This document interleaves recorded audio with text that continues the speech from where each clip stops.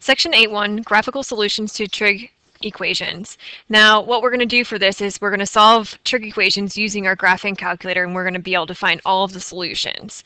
So in order to solve trig equations graphically, the first thing you're going to want to do is set the equation equal to 0. After you set the equation equal to 0, then you're going to determine the period of the function f. When you are graphing these on your calculator, you're going to want to graph the function over an interval of the length of p, which is the period of the graph. So you're going to want to change the window.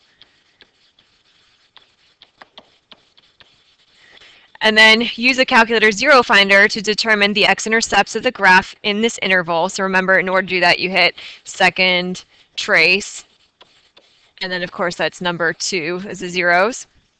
And then for each x-intercept, which we're calling u in this case, all of the numbers are going to be equal to x equals u plus np, where of course n is any integer are the solutions of the equation, and p is the period of the function. So the first thing we're going to do is we're going to graph this first equation. The graph's already there for you, but the thing is what you want to do is make sure you're practicing this in your calculator, so you're going to want to follow along. Now, let's go ahead and do example 1 with the intersection method, which I don't usually use this method. I really prefer to use the zero method, but just to show you, you could do the intersection method if you wanted to. If I'm going to do the intersection method for this, I would plug tangent x into y1, and in y2 I plug in -1. Now remember that your mode you want to be in radian, so if you're in degree, make sure you change that over. And then I normally like to hit zoom 7 for a nice window. So this would be my equation, and of course we want to find my intersection. Well, remember for this graph, if you look at it, each of these values that we have, it hits here, here, here, and here in my graph. So remember, all of those values are going to continue to repeat for whatever the length of your period is. So you have to figure out, well, what's the period of this function?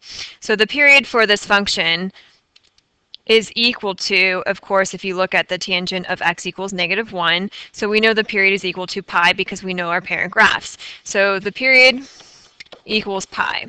So really, I only want to look at the window from 0 to the length of your period. So in this case, I'm going to look at my window from 0 to pi. So I'm going to change my window here from x minimum of 0, and then I'm going to look at from 0 to pi.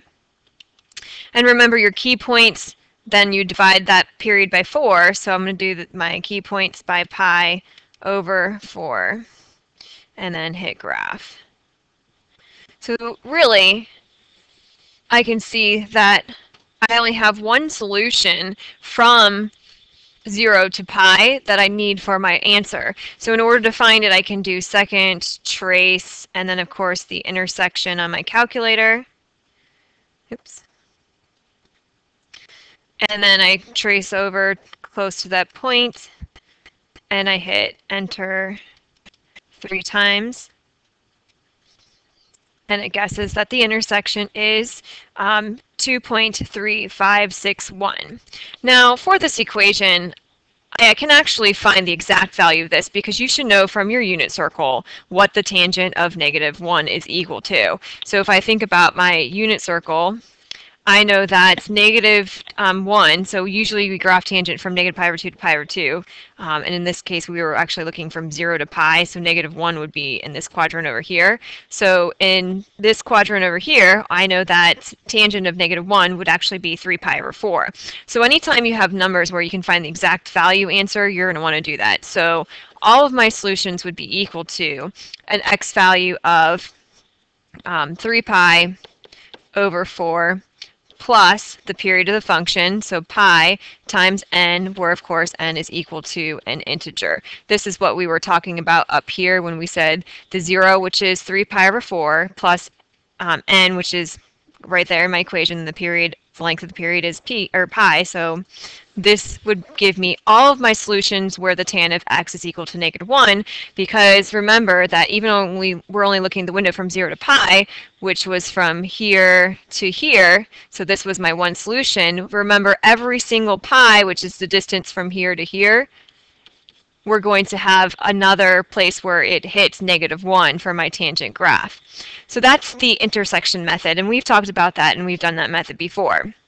So remember, you can even check when you have your exact value answers that you have to find. If I were to, on my calculator, do second trace and the value, and if I plugged in 3 pi divided by 4, notice that it gives me the same decimal value that I had before. So whenever you can get the exact value answers, make sure you do that if it's something on your unit circle. Now for the next example, we're going to do the intercepts method, which is again the method that I like to do. So the first thing you'd want to do is set this equal to 0, which we could have actually done for the last equation. So let's do that.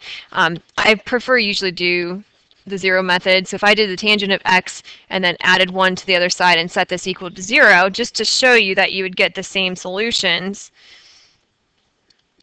no matter which way you did. And if I delete this and hit graph, notice that now instead of looking at the intersection, we'd be looking at the 0. And the 0, if I were to do second trace and find it with the 0 finder, I would see, or if I use the value just to show you 3 pi divided by 4. And it's right there. So I could have used the second trace 0 and did the left bound, right bound, and hit enter and seen the same thing. So for example 2, we're using the intercept method, which is that one I just showed you. So the first thing you want to do for all of your equations, I would do this, is set equal to 0. Now that it's set equal to 0, I have to figure out the length of the window that I'm looking at. So for sine of x, and since I don't have a b value right here, I know that my sine of x, or my parent graph, the period, is equal to 2 pi. So my key points, remember you take your period and divide into 4 equal parts, so my key points are going by pi over 2.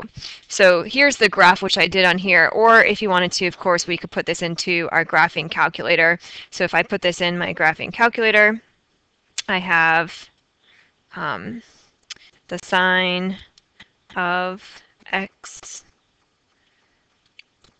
minus 0.33, and then I would hit graph. And of course, I'm not looking at the good window, so I need to change my window from 0 to 2 pi, and I'm going to change my key points to pi over 2, and then hit graph. So that's the window I want to look at, because those are going to help me with my solutions. After that, those are when the values that you're going to just keep repeating for whatever the length of your period is. So notice I have a 0 here, I have 1 right here, and it stops for one length of 1 period. So if I do second trace and I do my 0 method, 0 method number 2, I'm going to do my left bound, enter, right bound, enter, and then enter. And so one of my zeros, and again, since we're solving this equation, we're only solving for x, so you only need your x value, would be x equals 2.8053, and then I'd have to do second trace and do the 0 finder again for the other 0 that was over here.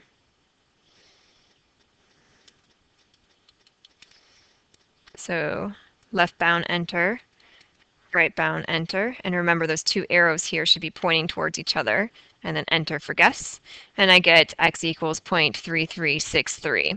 So over here, then I know my solutions are going to be, so this one right here was an x value equal to 0.3363, and the other solution here was an x value equal to 2.8053, but remember our graph continues, so my graph is going to keep going. So because my graph keeps going, I know that this point hits again right here. So what is the length from here to here? I know that's the length of my period, which in this case would be 2 pi. So for each of these answers, you have your 0 plus the distance between each of your zeros, which in this case is 2 pi, and times n, where n is an integer. So then the next one would also be plus 2 pi, n, where n equals an integer. And so these are my 2 solutions.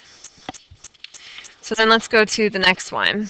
So for the next equation that we have, I want to plug this into my calculator, make sure it's equal to 0, which it already is. So these are a little bit harder to plug into your calculator because of that cosine squared. So in my calculator, just to show you how I would do this, I'm going to clear this out. I would have the 4 times the cosine, and then I'm going to put x in parentheses because it automatically in your calculator puts up parentheses there, so you can't do the square. So you can do the square afterwards like that, plus the sine of x, and then minus 2. So now if I hit first I want to figure out the period of my graph. So if I look back over here, remember, how do you find the period of your graph? If I have y equals the sine of bx, remember you take that b value and divide it by the period of the function. So the period would be equal to 2 pi divided by your b value. So in this case, my b value with the x is just 1. So 2 pi divided by 1 is 2 pi. So I know the period of this graph is equal to 2 pi.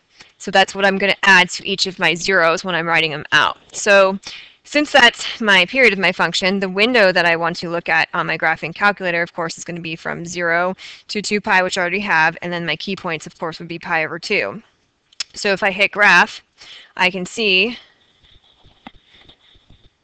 my zeros, and I have 1, 2, 3, 4 of them. So you're going to have to find each of them by doing second, trace, and do your 0, and then do the left bound and the right bound for each of them.